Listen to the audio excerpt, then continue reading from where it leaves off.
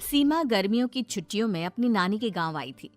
सीमा नानी के घर पहुंचने के बाद अपनी नानी के पैर छूती है और उनसे आशीर्वाद लेती है। तभी उसकी नानी उससे कहती है, इतनी बड़ी हो गई मेरी सीमा, चल जल्दी से हाथ मुंह धो ले, मैं तेरे लिए खाना लगा देती हूँ। भूख लगी होगी ना? हाँ नानी, भूख तो लग रही है मुझे, आपके हाथ के बने हुए पीले दाल और चावल खाने की। कितना टाइम हो गया है मुझे आपके हाथ का बना हुआ दाल चावल खाए हुए। तू तो नौकरी में व्यस्त थी, तो तुझे कहाँ से टाइम मिलेगा अपनी नानी के लिए? और जब इतने टाइम बाद आई है तो ज्यादा टाइम के लिए रुक कर जाएगी तू। हाँ हाँ हाँ नानी, इस बार पूरे 2 महीने के लिए आई हूँ। सीमा की नानी अंदर जाकर उसके लिए खाना बनाने लगती है। सीमा कमरे में अकेली होती है, तभी उसे किसी औरत के रोने की आवाज सुनाई देती है। वो कभी खिड़की से बाहर झांकती है तो कभी दरवाजे से बाहर झांकती है। उसे समझ में नहीं आ रहा होता है कि आखिर रो कौन रहा है।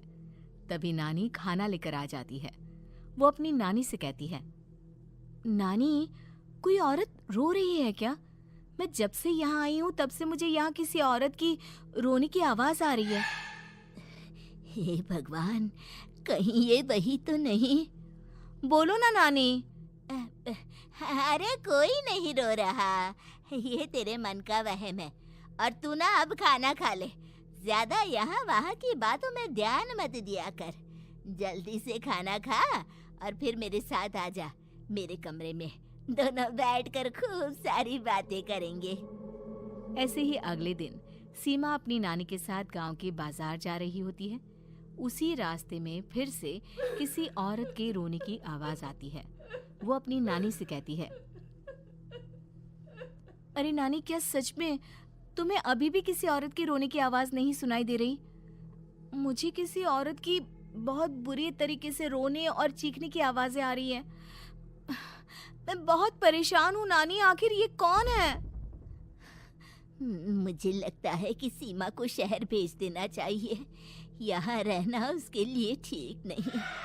नानी बोलो ना, आप चुप क्यों हो जाते हो? सीमा, तू घर चल, मुझे तुझसे बहुत जरूरी बात करनी है। नानी सीमा को घर ले आती है और सीमा से कहती है, सीमा, कल सुबह तू शहर वापस चली जाएगी। अरे अचानक? आखिर क्या बात है नानी, आप मुझे ऐसे जाने को क्यों कह रही हो? मैं बस जो कह रही हूँ उस पर ध्यान दे। तू कल सुबह यहाँ से चली जाएगी, और ये बात मैं कोई मजाक में नहीं बोल रही। तू कल जाएगी तो मतलब जाएगी। अरे नानी, चली जाऊंगी मैं, ठीक है, पर आखिर बात क्या है ये तो बता दो। मम्मी से कोई बात हुई है या फिर मुझसे कोई गलती हुई है जो तुम मुझे अचानक से जाने के लिए बोल रही हो? देख सीमा, रात बहुत हो चुकी है और मुझे इस बारे में कोई बात नहीं करनी। चल, अब चल के मेरे साथ सो जा।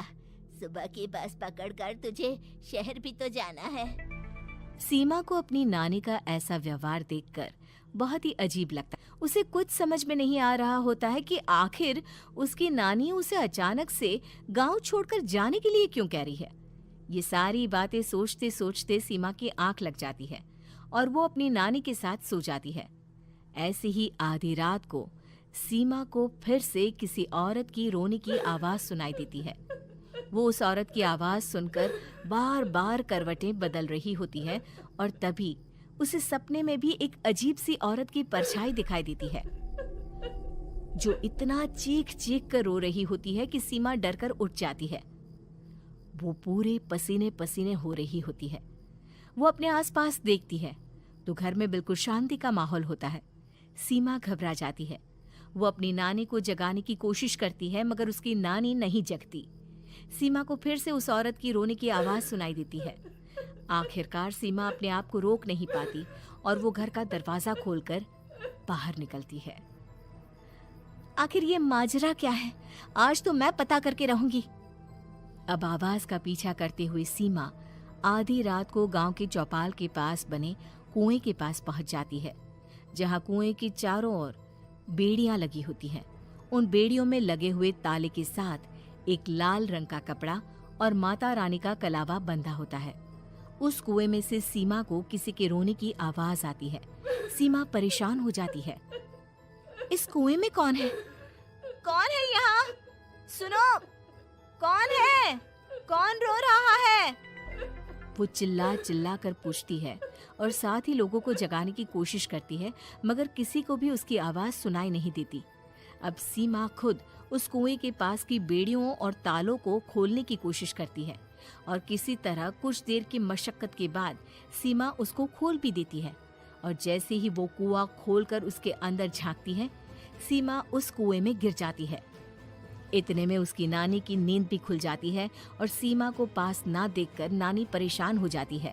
नानी घबराकर पूरे घर में उसे ढूंढने की कोशिश करती है, जिसके बाद उसकी नानी और सभी लोग उस खूनी कुएं के पास जाते हैं और सीमा की नानी कुएं के पास खड़ी होती है। सभी गांव वालों और सीमा की नानी को सीमा के चिल्लाने की आवाज आती है, बचाओ, कोई मुझे बचाओ।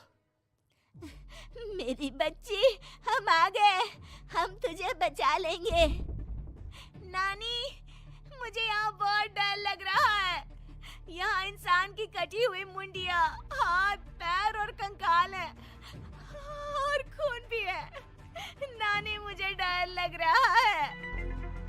आप सब मेरी मदद कीजिए, नहीं तो ये खूनी कुआं मेरी बच्ची को भी खा जाएगा। अरे मुझे तो ये समझ में नहीं आ रहा कि आखिर इस खूनी कुएं को खोला किसने। सालों पहले इसको इतनी मुश्किलों के बाद तांत्रिक बाबा ने बंद किया था।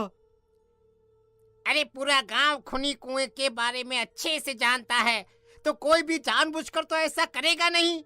मतलब किसी ने अनजाने में इसे खोल दिया है भैया। सीमा को इस बारे में मालूम नहीं था और जब से वो यहाँ आई थी तभी से उसे किसी औरत के रोने की आवाजें भी सुनाई दे रही थी। कहीं सीमा ने ही तो उसे नहीं खोला। अगर ऐसा है तो फिर सीमा का बचना बहुत मुश्किल है। वहीं कुएं के अंदर सीमा रोते हुए बैठी होती है कि उसे आवाज सुनाई देती है जो कुएं के बाहर खड़े गांव वालों में से किसी को सुनाई नहीं देता। आज सालों के बाद मुझे ताजा खून मिलेगा।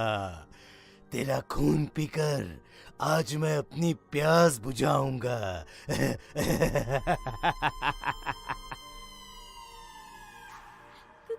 कौन है? कौन है? मत मारो प्लीज, मुझे जाने दो प्लीज। मैंने किसी का क्या बिगाड़ा है? वो तुझे मरने के बाद पता चल ही जाएगा। जितने में गांव वाले और सीमा की नानी कुछ सोच पाते, उतने में उन्हें सीमा के चिल्लाने की आवाज आती है और अगले ही पल सब शांत हो जाता है। क्या हुआ? सीमा, मेरी बेटी। माफ करना बहन, लेकिन अब सीमा वापस नहीं आएगी। हमें एक बार फिर से कुएं को बंद करना होगा। गांव वाले तभी तांत्रिक को बुला कर लाते हैं। एक बार फिर अपनी शक्ति से तांत्रिक बाबा उस कुएं को हमेशा हमेशा के लिए बंद कर देते हैं और वहां एक बोर्ड लगा दिया जाता है कि यहाँ आना मना है।